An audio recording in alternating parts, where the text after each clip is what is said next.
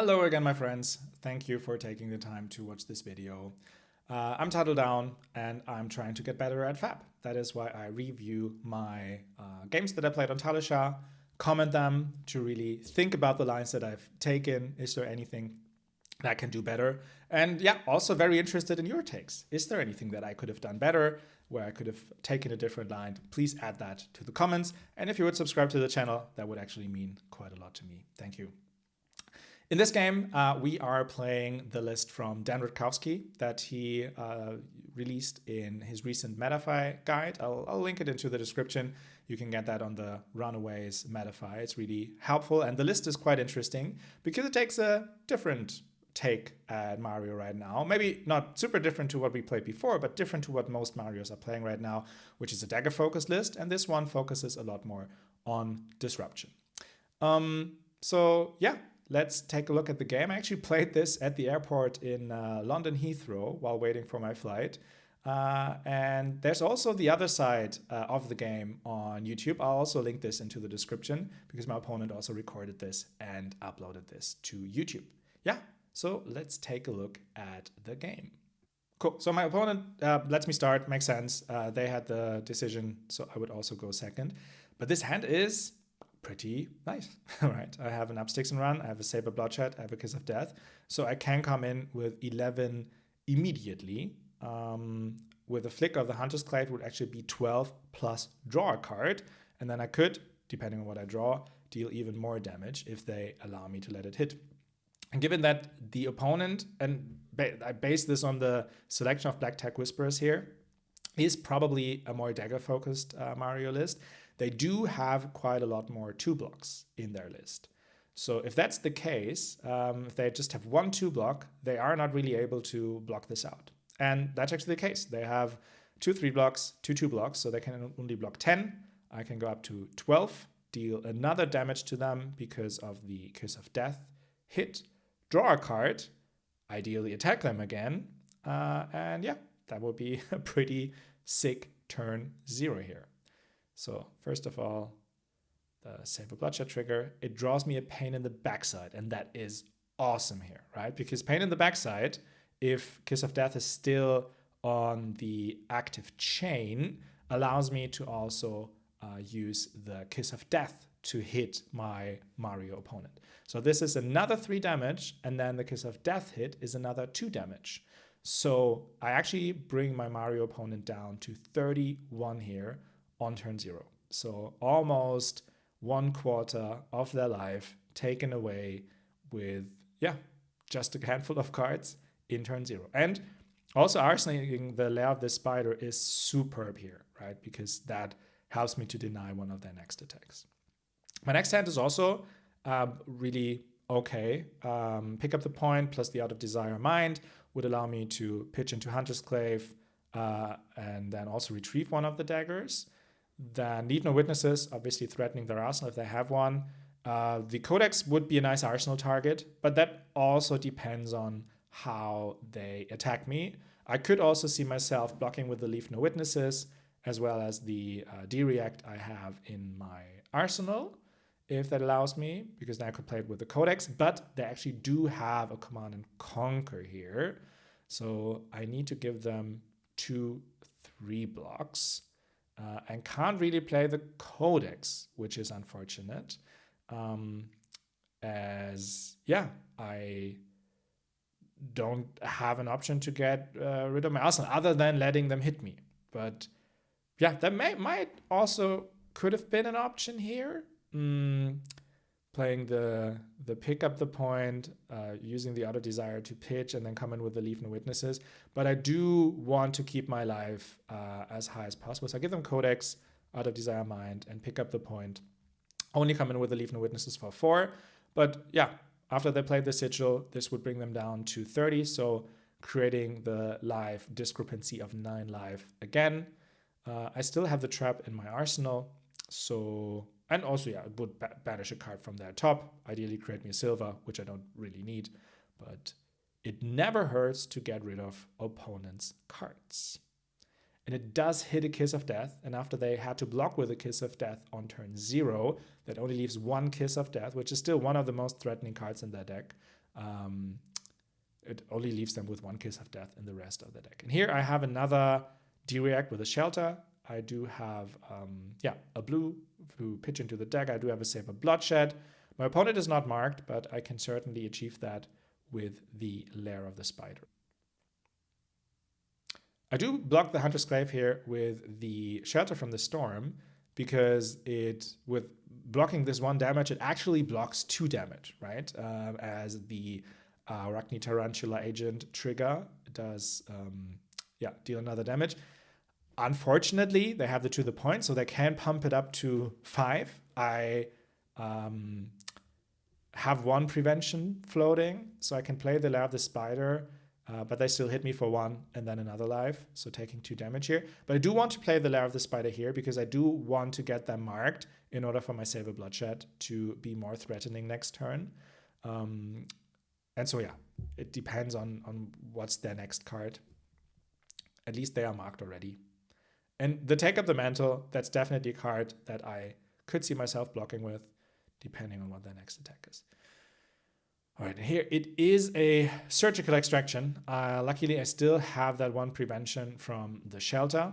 And so here I block with the Take Up the Mantle, which blocks the whole Surgical. And in my next hand, I can play the Saber Bloodshed, pitch the Mark of the Black Widow to come in for 5, and then also threatening a card draw.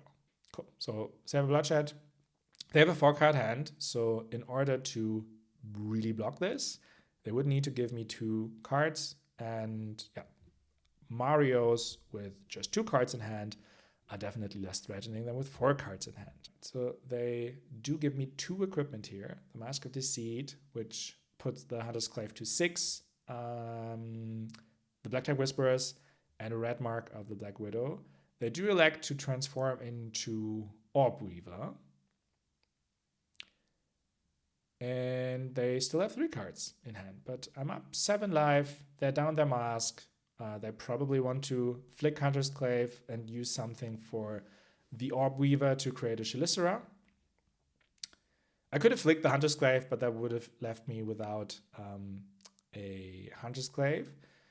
I did draw a Pick Up the Point next turn now, and I do have a floating resource on the Tunic, so I could have actually retrieved it. I would have drawn it to the Justinic. That's a poor Arsenal target, so it's definitely good I didn't do that here.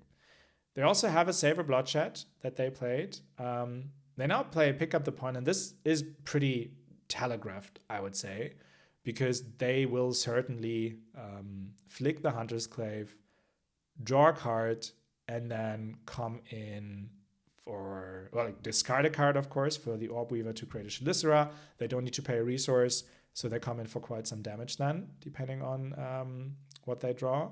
So because Pick Up the Point is just 3 damage, I do not block here, because I might need the block value of Justinic on the next attack. Okay, so now they drew a card. They're down 1 Hunter's Clave, and they discard an Orb Weaver Spinneret for the Orb Weaver attack. It actually doesn't matter what you use. It's actually completely the same effect. And now they also use an Up Sticks and Run, so this will be a very nasty Chelicera. And there are some options here, I would say. So if I use the Mask of Deceit to transform into Black Widow, this would allow me to ideally get 2 cards banished from his hand. So I could play the Orb Weaver Spinneret and Kiss of Death, give it go again with the Snapdragon Scalers, also discard the Pick Up the Point for the Black Widow trigger, and then I still have the Tunic resource to attack with the Chelicera to flick the Kiss of Death again to let it hit and trigger the Black Widow for a second time.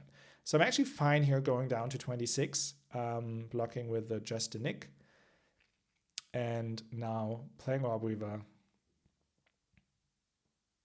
Kiss of Death, and then having the Pick Up the Point left over for the Black Widow trigger. This is a pretty heads-up play, right? If they put 9 in front of this, they don't take 9 damage, and they also don't need to banish a card here. I would still obviously do the Snapdragon Scalers, attack them with a Shalisra for 1, and get their last hand card. So there's probably, well, depending on the hand, there's probably a wrong or right, but this is definitely good for me. I mean, they take 10 damage now, lose a card from hand, and will most likely take another 3 damage and lose another card. So this is 13 damage plus 3 cards banished from my opponent's hand. That is pretty nasty. That is pretty good for me. That's a lot of value. So here the usage of Mask of Deceit was very crucial to get a lot of tempo in this hand. So they don't block at all. They know what's coming. Another Kiss of Death, another Black Widow trigger, another card banished from hand, and another 2 life lost. All right, so they banished a blue Mark of the Black Widow and the Stains of the Redback, leaving me up with 9 life, and they only have 2 cards in hand, which can still be threatening. There might be a codex. Let's see about that. But it's actually a cut from the same cloth, and then I would guess maybe a pitch card or the tunic to attack me with a Graphene Shalisra. For 6, they know my hand now, right? They know there's 2 pain in the backsides, a Stains, a Mark of the Black Widow. And there's another Stains of the Redback in their hand. So they're coming in for 9, which brings us to parity in life, which is okay for me. Because what I would do now, and it's, again, pretty heads up, so they know that this is coming, pain in the backside. If they let it hit, I mark them with a Hunter's Clave. If they block, I attack with another pain in the backside. If they let it hit, mark with a Hunter's Clave. Because I really want the Hunter's Clave mark here. First of all, Mark of the Black Widow would then come in for 4, which makes it awkward to block for them. But it also allows me to play the Stains of the Redback, as I then don't need a resource. So they blocked the first one with the Leave No Witnesses. Now the question is, do they block the second one? Really depends a little bit on what they have in hand. But no, they don't block it, so they take 3 plus 1 damage from the Hunter's Clave. They get marked. And now, here we go, Hunter's Clave. And now Mark of the Black Widow comes in for 4 damage. So I could bump this up to 7, but if they, for example, don't block this or don't block 4, then I'll definitely not play this, because this is then a little bit telegraphed to eventually be a sync or another D-react. And yeah, as I said, and playing the Stains here would push me up to 7, so it wouldn't do anything. So I prefer to put this into my arsenal. And they play a codex. I have the perfect answer for a codex, which is the Shelter from the Storm in my hand. And my hand is actually pretty disruptive if we do this right. So they attack me with the Leave No Witnesses. I play a Shelter. But I do have the Mark of the Black Widow. I do have a Persuasive Prognosis. And I have 2 options for Go Again and +3 with the Stains of the Redback that I have in Arsenal, which my opponent knows about. They had seen that in my hand. And I can also discard the Reaper's Call from my hand. So I want to play the Mark of the Black Widow first, because that is relevant in terms of the mark, right? It needs the mark to actually have the effect of banishing. That could give it Go Again. I could come in with a Persuasive. I could also push that to 4. And again, take quite a few cards from my opponent's hand, who interestingly are also Redback. I remember at the beginning of the game, we were both Orbweaver. Now we're both Redback. It seems that the Brood is always coming in pairs. All right, so here I play the Mark of the Black Widow and use the Arakni Redback trigger. And that is the first mistake I do here, because I should have played the Stains of Redback from Arsenal first, because that requires a resource on my end, right? Now hitting them, they need to banish a card. It actually leads to them not being marked anymore. So the Stains of the Redback requires me to pay a resource, which I don't have. So now with a 3 block, that actually denies me to go 2-4. But if they would give me more block, that would actually be amazing for me. And they do. They do give me the flick knives here, which is definitely a mistake on their end, I would say. First of all, flick knives is so crucial in the late game. And they could have known that I can't play the Stains of the Redback in my arsenal because I don't mark. I mean, technically, I could have Hunter's Clave flicked them, and then I could have played it, but that would leave me without a Hunter's Clave, and that's something I definitely don't want to be. And by the way, I don't know if you noticed, but my opponent is not having a Clave anymore. They had flicked it earlier.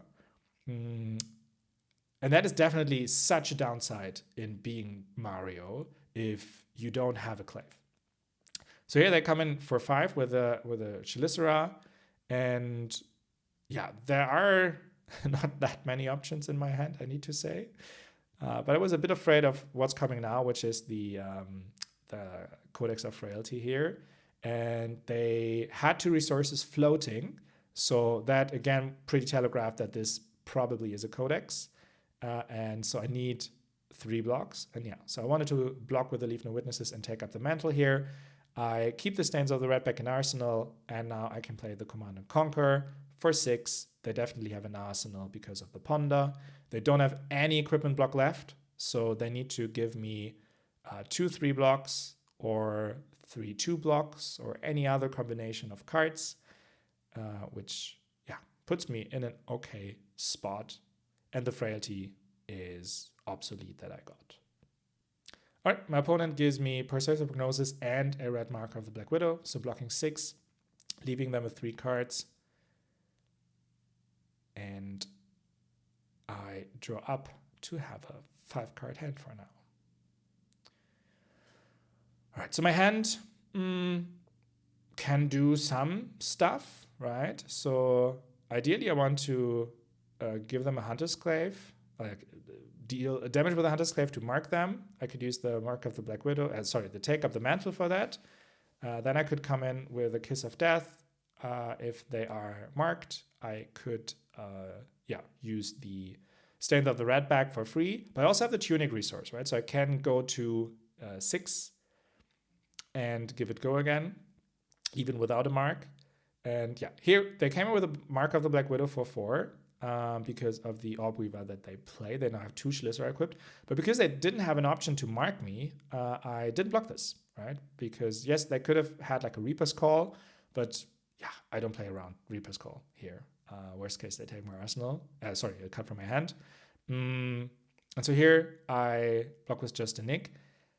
Here really thinking, do I give them Tunic or Flick Knives? But Flick Knives is so essential. I don't want to give them this. But obviously now giving them the Tunic doesn't allow me to play the line I just talked about, right? Because if I attack them with Hunter's Clave and they block this, I don't really have an option to get go again without flicking. So what I decide to do here now is to play the Kiss of Death without attacking with Hunter's Clave first. That leaves me with Take Up the Mantle to use as a resource card to play the Stains of the Redback from Arsenal and pay the resource for this. I can then, it gives the go again one way or the other. I can play the Infiltrate afterwards and still flick the Kiss of Death for 2 additional damage. So here they take 1 and another one because the Kiss of Death hits. I now come in with Infiltrate, which can be quite scary in an Assassin Mirror, more into Slippy, but even also into Mario. I think it's a good card here in the list. And now I do play Flick Knives and Kiss of Death it. Okay, they give me another 3 block Command and Conquer here, but I do attack them with the Flick of Kiss of Death, which brings them down to 5. Me being up 2 life. They keep just 1 card, so either this is an Arsenal Pass situation or they have another Codex. Oh no, they actually have a Persuasive Prognosis here. Yeah, so I do give them the Shelter of the Storm here. I could have also just used one of the Shreds to block this. But in that situation, I thought I can use one of the Shreds to pitch into Hunter's Clave, ideally mark them, play the Mark of the Black Widow, and then shred that. But it would also allow me to pitch Shred into Hunter's Clave, and if they block it, shred the blocking card on Hunter's Clave, which, yes, it basically just deals 1 damage then the shred, but it marks them, which would again give me then the possibility to play the Mark of the Black Widow for 4 and on hit banish a card from their hand. So it potentially would bring them down to 2 cards in hand or 1 card in hand. They give me Stains of the Redback here, so now I want to shred this card to get 1 damage across, bring them down to 4. But they do have a Lair of the Spider in hand, so they are now blocking for 6. And they have marked me, which definitely changes things. So no hit for me with the Hunter's Clave. I still do play the Mark of the Black Widow here, because if they don't give me, well, if they only give me 3 on the block, I can still decide to use the Hunter's Clave to rip the last card out of their hand. If they do give me 6 now, perfect turn for me. I didn't need to use my Hunter's Clave. If they don't block it at all, I could still flick the Hunter's Clave. And so they actually give me 6 block here. Because I was marked, that would have been a pretty powerful turn on their end with the Save a Bloodshed and the Shred, but there was no way that I let them do this. Okay, so my hand is Persuasive Prognosis, Tarantula Toxin, another Persuasive Prognosis, and Sink Below. I definitely want to mark them. So first of all, I play the Hunter's Clave, hope a bit that they don't block this. Them not blocking this would first of all mark them, which then allows the Graphene Chelicera to come in for 1 more and give it go again. So I could also come in with a Persuasive Prognosis afterwards. In this case, they don't block it, even though they had Trapdoor and have banished a card. So here, Chelicera comes in for 2. And yeah, if they block it, perfect. I get 6 value out of Tarantula Toxin. I said they still have the trap in banish, so they can certainly block for 3 more. And depending on what it is, yeah, look, they block for 2 here, so Tarantula Toxin gets a value of 5. But even so, they need to use that trap now, otherwise they are dead on the spot. Which means that they would need to give me another card when I play the Persuasive Prognosis. Or they allow it to hit and would be dead by Flick Knives. So they would need to block it. It's unfortunate a little bit that they played the Inertia Trap and not one of the others, because I really would have loved to have the Sink Below in Arsenal. That would have been such an asset in this position in the game. Here I'm debating a little bit if I should flick a dagger, because it would bring them down to 1, and that would allow me to, flick knife them to death next turn. But I decide to come in with a Persuasive Prognosis first, as I could still flick the Hunter's Clave here,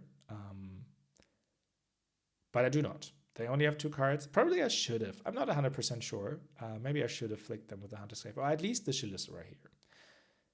If I would have flicked the Chelicera, this hand would be horrible. So lucky me, I didn't flick the Chelicera. They, first of all, only come in with the Chelicera for 1. I don't block. It's just 1 damage. It removes the mark, and I still have the Sink Below. Another Chelicera comes in here.